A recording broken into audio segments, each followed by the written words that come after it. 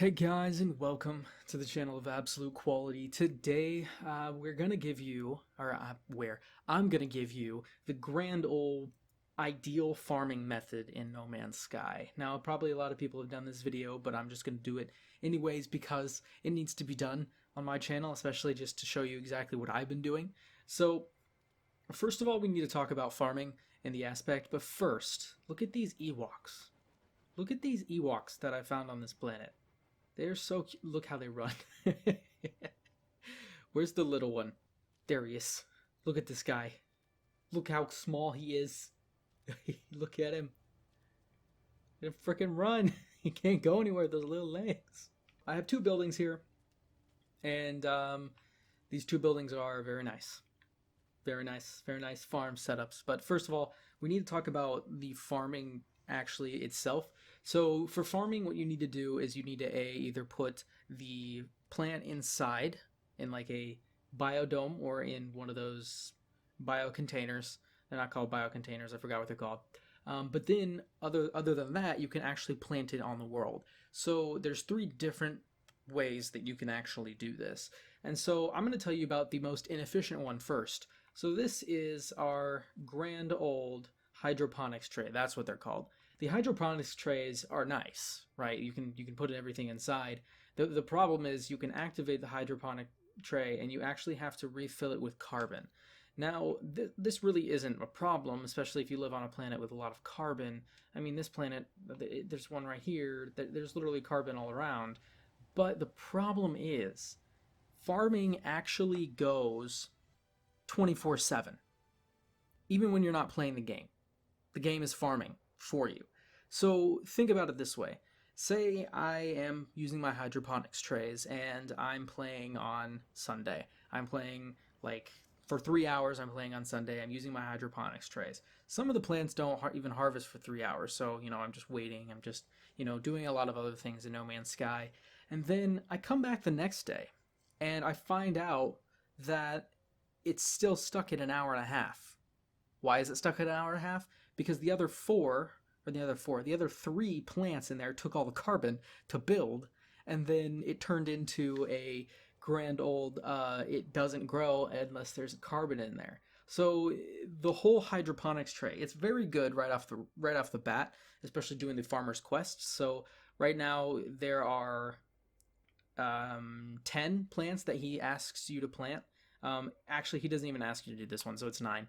But he asks you to plant 9. So basically, you can make 2 big ones and 1 small one for that one. But after that, I wouldn't make any more hydroponics trays because No Man's Sky added the biodome. So we can go ahead and talk about the biodome. But right now, I would say do not use hydroponics trays after the quest. Do not use hydroponics trays after the quest. It is a waste of time, and it is just it really doesn't help you, especially if you're trying to farm all the time. Let's head on over to the biodome. This is the second way that you can do your thing. So I have a bunch of Gravitino hosts in here. The Gravitino hosts are plants that can only be grown inside. And so the biodome itself doesn't have to be charged. The biodome works normally like if you would plant it on the planet. So this is 100% a 10 times better way to do farming inside. Even if you want to do it on a planet, so say I'm on a fungal mold planet right now. Say I put fungal mold in here. I don't have to go outside. But the thing is, like, the fungal mold would grow in here as it would out there. So it's basically foolproof if you're not going to be using this sort of sector because this right here, the biodome itself is actually really good. It's really OP for farming, especially because I think there's how many in here? There's 15 plants in here. So that's 15 Gravitino hosts right off the bat as soon as they're all done. And they're all done in 2 hours. So they have a 2-hour span. But the thing is, I leave, I come back tomorrow, they're all done, and I harvest them, and then they have another 2 hours to go. I can come back in the next 2 hours without having to farm up any carbon, and they're here again. So you kind of, like, the hydroponics tray is just absolutely trash. But the biodome actually works really, really well. And so this is a really, really good place to put the plants that actually need to be planted inside. So the Nip Nip buds that you end up getting from your guy, the Albion Pearls, and then the Mordrite roots and the Copperite roots, Gravitino hosts, Venom Urchins. Yeah, that's basically it. those ones you want to build inside because you can't not build them inside. They have to be built inside. So the biodome actually works really well for that specifically. And then what we'll head to do is the last one. And then after that, I will show you exactly what I do for farming, like what my actual strategic goal is. So here is my little fungal farm. Nothing's grown because I just planted them all. But these are all these little mushrooms. I planted these down for the fungal root. So if I zoom in on these guys, so they're a 4-hour plant.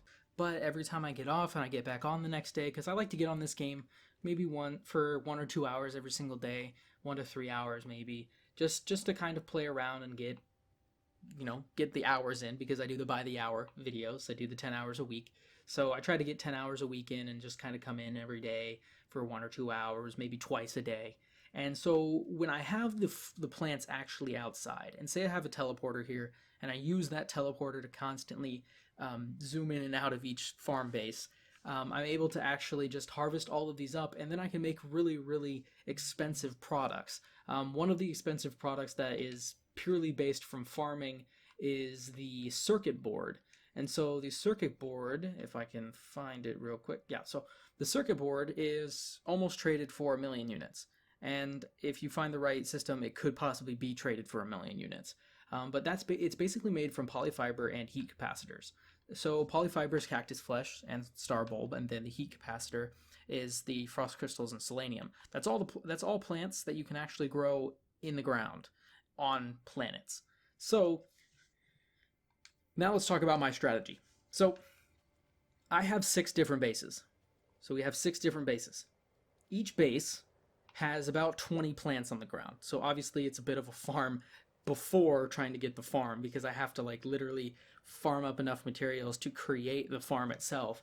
But once you get about 20 plants, you're good to go. You're set. So every time you travel to this world after that certain amount of time, they'll all be done. You'll have so many plants constantly, and you'll be able to build all of those circuit boards and all of the very expensive things that farming comes with. And then, so I have these 6 different bases, right? So I have 6 different bases with one of each. So I have the star bramble, I have the fungal mold right now, I have the solar vines, I have the frost crystals, I have the gamma root, and there's one more, the cactus. All right, so we have 6 different planets with this. So what I do is I find all these planets, and then I usually find the one that is either more extreme, like the most extreme planet, and then that planet I kind of use it as a inside base rather than an outside one. So I do put the plants on the outside, the ones that actually grow on the outside. But then what I do is I make 6 different little enclosures. And so for these 6 different enclosures, we put our albion pearls, put our nip buds, we put our venom urchins, we put our copperite flowers, we put our gravitino hosts, and then we put our mordrite roots. So I call this one the mega farm. So the mega farm would have 6 different ones of these, all connected kind of like in an inside way, and you would just kind of run through the middle of them. I have it on my by the hour.